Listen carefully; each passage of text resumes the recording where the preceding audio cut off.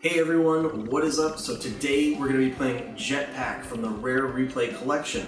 Now this is an older game, so I thought I would do a review and achievement guide in one, since there's not going to be a lot to really say about this. So the first half of the video is going to be the review, and the second half will be the achievement guide. Alright, let's get to it. Jetpac was released in 1983 for the Sinclair ZX Spectrum and the Commodore VIC-20. It is the oldest game in the Rare Replay Collection.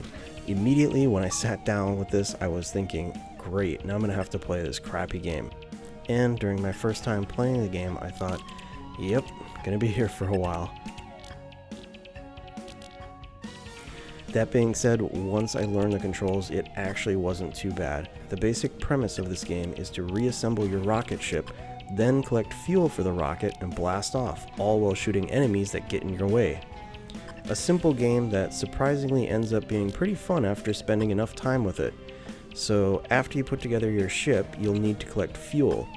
Fuel pods occasionally drop from the atmosphere along with resources that'll earn you points when you collect them.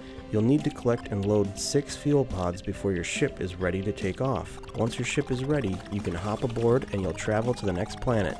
Each planet will have different enemies to destroy, some more difficult than others.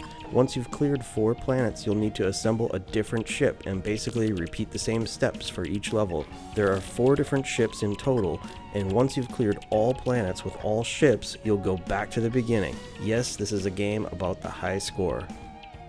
You'll earn some extra points by destroying enemies with your phaser gun, collecting resources that fall from the atmosphere, and by collecting the fuel pods. You do have a certain number of lives, and they're displayed next to your score at the top of the screen. It's a bit disappointing that the platforms are in the exact same location on every planet. Some diversity would have been a welcome addition, but the way the enemies act differently on each stage is enough to keep you on your toes. The core game is actually pretty fun once you put in the time to get familiar with it, and the addition of the snapshot challenges and achievements adds even more fun since it gives you some extra goals to shoot for. Speaking of achievements, the first achievement is very easy to obtain. Simply load up the game for your first 15 points. The next achievement I recommend going for is Rising Star, which will have you visit every planet in the game. There are 4 different rockets, each with 4 planets, so 16 planets in total. To get this achievement, you may need to use the save state or rewind features. At any time, you can hold down the menu button and save or load your progress. Try to save between each planet and rewind the game if you die. By the time you make it through all 16 levels, you should have developed some skills and a bit of appreciation for the game.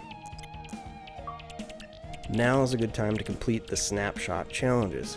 These don't allow for save states, but fortunately you've had some practice playing through the game. The first snapshot challenge is pretty easy. Destroy at least 10 enemy bubbles in 30 seconds. Once you've completed your first challenge, you'll earn the Unfazed achievement. The next snapshot challenge will have you collecting 3 fuel pods without dying. The third snapshot requires you to assemble your rocket, collect 6 fuel pods, and blast off within 60 seconds.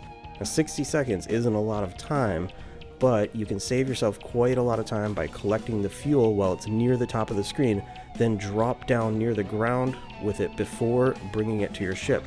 This will save some time as the fuel falls rather slowly on its own. The fourth snapshot challenge is pretty simple. Complete 5 full wraparounds of the playfield. Simply just keep moving in one direction, shooting enemies that get in your way, and remember to use your jetpack because you'll move a lot slower if you walk. The 5th snapshot challenge is probably the most challenging. You'll need to load your rocket with 6 fuel pods and blast off without your gun and without getting hit by the enemies. After the last snapshot challenge, you'll unlock a 25-point achievement, and at this point, you'll only have 3 achievements left. These 3 are pretty easy, they just take a little time. You'll need to rack up 250,000 total points over time. You don't need to get it in one game, so you could just earn 50,000 points in 5 games to get it. Basically, just keep playing. Another is to defeat 1,500 enemies over time, which works pretty much the same. And finally, add 250 fuel pods to your rockets over time. After playing through the game and snapshot challenges, you should have made a bit of progress on these. It doesn't take long to collect the rest of the fuel pods, so you might want to grab those next. But if you really want an easy way of earning the 250,000 points and 1,500 enemies achievements, all you need to do is make it to the 4th planet and stand on this ledge. Enemies will keep crashing and dying, earning you points and kills. So just stand here and go off and do something else for a while. Alright, that's it. A combination review and achievement guide for the Rare Replay edition of Jetpac. Thanks for watching, everyone, and stay tuned. I've got more Rare Replay game reviews coming up and more.